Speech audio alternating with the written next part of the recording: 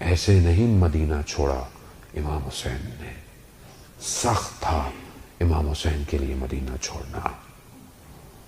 وہ مدینہ کہ جس میں امام حسین کو رسول اپنے کاندھوں پہ بٹھاتے تھے، وہ مدینہ کہ جس پر امام حسین اگر ذرا سا گرتے تھے تو رسول خدا خطبہ چھوڑ دیتے تھے، وہ مدینہ کہ جس میں رسول خدا سجدے میں اور امام حسین آ کر سجدے پر بیٹھ جاتے تھے تو وہی آتی تھی ذکر کو طلانی کر دو۔ کیا وجہ تھی؟ رسول خدا دنیا کو حسین کی عظمت دکھانا چاہتے تھے۔ موروثی حسین کو اس کے نانا کے شہر سے نکلنا پڑ گیا۔ یہ میرے آپ کے لیے سننا عزیزان محترم بڑا آسان ہے۔ تاریخ بتاتی ہے کہ کس طرح امام حسین علیہ السلام نے مدینہ چھوڑا ہے۔ کئی دفعہ اپنے نانا کے روزے پر گئے، اللہ اکبر، نہیں ہم تو پڑھ نہیں سکتے، نہ جانے کس طرح اپنے آپ کو اپنے نانا کی قبر پہ گرایا حسین نے، اور کیا کہا ہوگا، جملے آپ کے سامنے مقاتل کے اندر موجود ہیں۔ میں تو حال دل بیان کر سکتا ہوں کہ سوچو امام حسین نے کہا ہوگا کہ میرے نانا، کہ وہ مدینہ جس میں آپ نے مجھے سیر کرائی، وہ مدینہ جس میں آپ نے میری اتنی عظمت کو دکھایا ہوگا، آج آپ ہی کی امت نے مجھے مجبور کر دیا، نانا میں آپ کا شہر چھوڑ کے جا رہا ہوں۔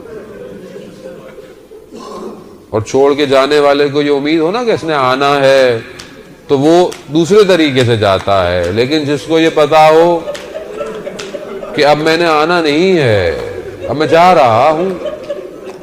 یہ آپ اپنے شہروں سے گھروں سے آئے نا، اپنے والدین سے مل کے آئے ہوں گے، آپ کے بھی تو دنیا سے لوگ گئے بھی ہوں گے مرحومین، آپ قبر پہ بھی جاتے ہوں گے اور اپنے ماں باپ اپنے آبا و اجداد کی قبر پہ فاتحہ پڑھتے ہوں گے کہ انشاءاللہ خدا توفیق دے میں دوبارہ آؤں گا، اور آپ جاتے بھی ہوں گے۔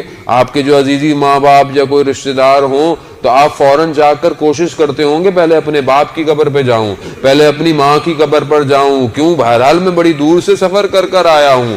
عزیزان محترم، آپ کو تو امید ہے، مگر میرے حسین کو یہ امید نہیں، قطعی یقین تھا کہ میں نے اب واپس نہیں آنا۔ تبھی تو روایتوں میں ہے کہ کئی دفعہ جانا ہوا اور اتنا گریہ کیا کہ غش کھا کر گر گئے۔ اللہ اکبر، اللہ اکبر، کس طرح میرے مولا اپنے نانا سے جدا۔ اور آپ خود تصور کریں ان قدموں کا چلنا، اس روزے سے چل کر واپس آنا گھر تک، تو شاید ہو سکتا ہے امام کے ذہن میں وہ سب رنگ اور سب بچپن کی تصویریں آنا شروع ہو گئی ہوں گی کہ یہ وہ وقت تھا، یہ وہی مدینہ تھا کہ جس میں جو ہے ہم گھر کے اندر موجود تھے اور دروازے کو جلایا گیا۔ اللہ اکبر، ارے کس طرح کیا کیا یاد آتا ہوگا حسین کو، کتنی اس گلیوں سے محبت ہوگی حسین کو۔ نہ جانے جب پوچھا بنی ہاشم سے گزرے ہوں گے تو کیا سوچا ہوگا۔ میری تو ہمت نہیں سادات ہونے کی وجہ سے کہ میں اپنی ماں کی مظلومیت کو پڑھوں۔ ارے کوئی اپنی ماں کی مظلومیت بھی بیان کر سکتا ہے۔ میں امام زمانہ سے معافی مانگوں گا، مولا میرے اندر طاقت نہیں وہ بنی ہاشم کے واقعے بیان کروں۔ ہاں نہ جانے کس طرح امام حسین آئے ہوں گے، اس گھروں میں آئے ہوں گے، وہ وقت بھی یاد آیا ہوگا، وہ مدینہ بھی یاد آیا ہوگا جب بھائی حسن کے بدن کو تیروں سے پیوست لائے ہوں گے، نہ جانے تیر نکالنا یاد آیا ہوگا، اور کتنے وہ لمحات جو اپنے بھائی کے ساتھ گزارے وہ بھی یاد آئے ہوں گے۔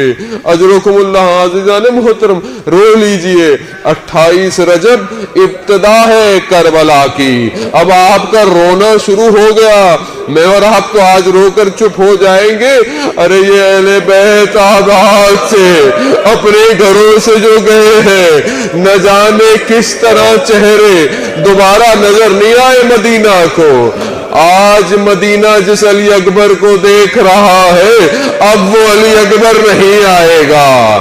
آج مدینہ جس عباس کو دیکھ رہا ہے، اب عباس نہیں آئے گا، اب قاسم نہیں آئے گا، اب جو گیا عزیزان محترم اب خون آلودہ کرتے آئیں گے مدینہ میں۔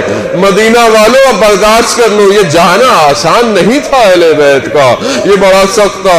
عزیزان محترم میں مفصل نہیں پڑھ سکتا، میں تیزی سے منازلوں کو طے کرتا ہوں۔ نہ جانے امام حسین آئے ہوں گے کیا کیا کہا ہوگا، کس کس کو سمجھایا ہوگا، کس کس کو چھوڑ کر جا رہے ہوں گے، چھوڑنے والوں کو کتنا غم ہوگا، جانے والوں کو کتنی بے چینی ہوگی۔ کس طرح کاروان تیار ہوا، کاروان تیار ہوا، عماریاں لگی، اب ایک کو سوار کرایا جا رہا ہے، ایک ایک سوار ہو رہا ہے۔ میرا سلام ہو اس ثانیہ زہرا پر کہ جس کو عماری پر سوار کرنے کے لیے ایک طرف عباس ہے، ایک طرف علی اکبر ہے۔ نہ جانے کس طرح اپنی پھوپھی کو چڑھایا ہوگا، شان سے سوار کیا ہوگا، کس شان و شوکت سے میری بیبیاں محمل میں بیٹھی ہوں گی، کتنا پردے کا انتظام ہوگا، شب کی تاریکی ہوگی کہ کوئی دیکھ نہ لے ان سازانیوں کو، کوئی اس اہل بیت کی خواتین کو دیکھ نہ لے۔ نہ جانے کس شوق سے ارے چھوٹے چھوٹے بچے کاروان میں سوار ہوئے ہوں گے کہ نہ جانے ہم کہاں جا رہے ہیں۔ کتنی خوشی ہوگی بعض کو کہ ہم شاید کہیں اور جا رہے ہیں، شاید کوئی اور اچھی جگہ ہوگی۔ مدینے والے تو جفا کر رہے ہیں، مدینے والے تو ظلم کر رہے ہیں۔ یقیناً بابا حسین کو جنہوں نے خط لکھے ہیں انہوں نے ہمارا بڑا اچھا انتظام کیا ہوگا، وہاں ہمارا بڑا خیال رکھا جائے گا، وہاں ہمیں پانی بھی ملے گا، وہاں ہمیں کھانا بھی ملے گا۔ آزاداروں یہ تو بچے تھے نا، ان بچوں کو کیا پتا، ارے ان بچوں کو تو عاشورہ کے بعد پتا چلا، ارے ہمیں کس نے بلایا تھا اور کیوں بلایا، ارے لٹ گیا کاروان۔ ارے اب وہ جو شان و شوکت کی سواریاں، ایک 28 رجب کو کاروان کا چڑھنا اور 11 محرم کو کاروان کا چڑھنا، اب کوئی کھڑا ہوا نہیں ہے کہ جو میری بیوی کو سوار کر دے۔ میری بیوی نے ادھر ادھر دیکھا تو ہوگا نا کہ علی اکبر کہاں ہو، عباس کہاں ہو، تو ہو سکتا ہے کہ مقتل میں لاشیں تڑپنا شروع ہو گئے، شاید علی اکبر تڑپ رہا ہو، عباس نہر کنارے تڑپ رہا ہوگا کہ میری بہن مجھے دیکھ رہی ہے۔ نہ جانے کس طرح میری بیوی ان سواریوں پر سوار ہوئی اور کس طرح گزارا گیا، مگر جیسے ہی یہ لشکر مقتل سے گزرا تو اب کیا دیکھا، میری بیوی نے اپنے آپ کو اس سواری سے نیچے گرا دیا۔ ایک بدن ہے کہ جس کے سر پر سر نہیں ہے، خاک میں اتنا لپٹا ہوا کہ کربلا کی ہوائیں اڑ رہی ہے۔ ارے ایسا بدن تھا کہ وہ چھوٹی سی بچی جو اپنے باپ کے سینے پہ سوتی تھی، وہ اپنی پھوپھی سے کہتی ہے، پھوپھی یہ کس کا بدن ہے؟ ارے یہ حاضر حسین، ارے یہی تو حسین ہے۔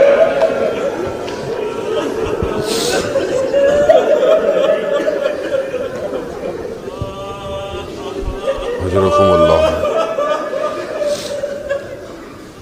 الا لعنت اللہ علی القوم الظالمین وسیعلم الذین ظلموا ای منقلب ینقلبون۔ پروردگار امام زمانہ کے ظہور میں تاجیل عطا فرما، ہمیں ان کے ناصروں ان کے مددگاروں میں شمار فرما۔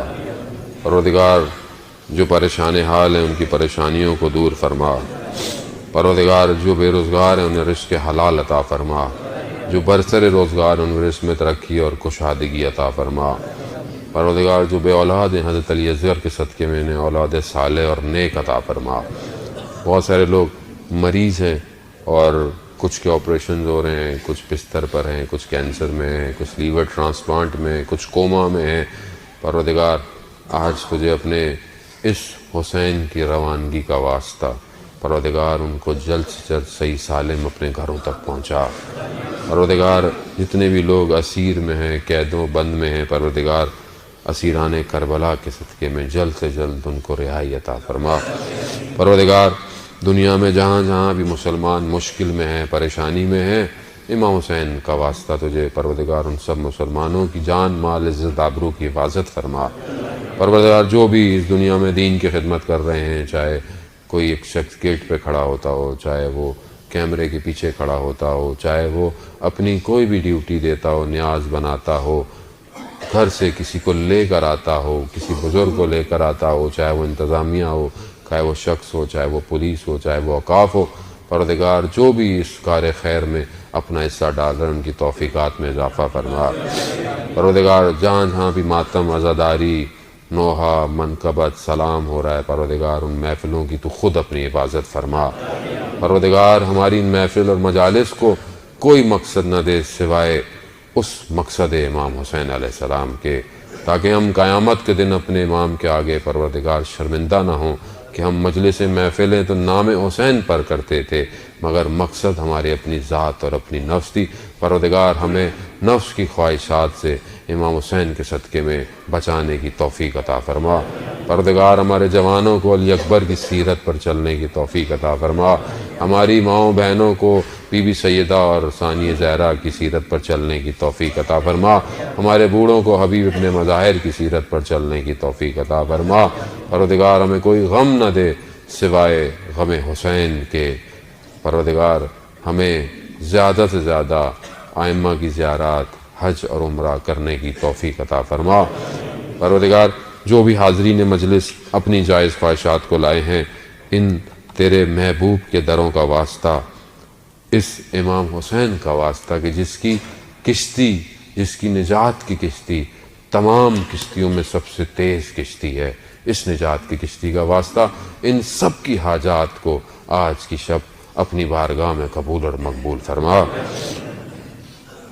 آخر میں ایک دفعہ سورہ فاتحہ پڑھ کر تمام مومنین، مومنات، محرومین، اپنے محرومین، تمام علماء، تمام مراجع، تمام شہداء اور یہ سیانی فیملی کے ممبرز کو، مرحوم محمد سبطین مرزا ابن مرزا دلاور حسین کو، مرحوم رضا حسین ابن سلیمان سمانی اور ہمارے انتظامیہ شاکر بھائی کے والد اور صابر بھائی کے والد اور جو بھی انتظامیہ میں خاص طور پہ کام کر رہے ہیں، ان سب کے محرومین کو اپنے مدد رکھتے ہوئے استاد سبط جعفر کی روح کو پڑھ کر بخش دیں۔ بسم اللہ الرحمن الرحیم، الحمدللہ رب العالمین الرحمن الرحیم مالک یوم الدین، ایاک نعبد و ایاک نستعین اہدنا الصراط المستقیم۔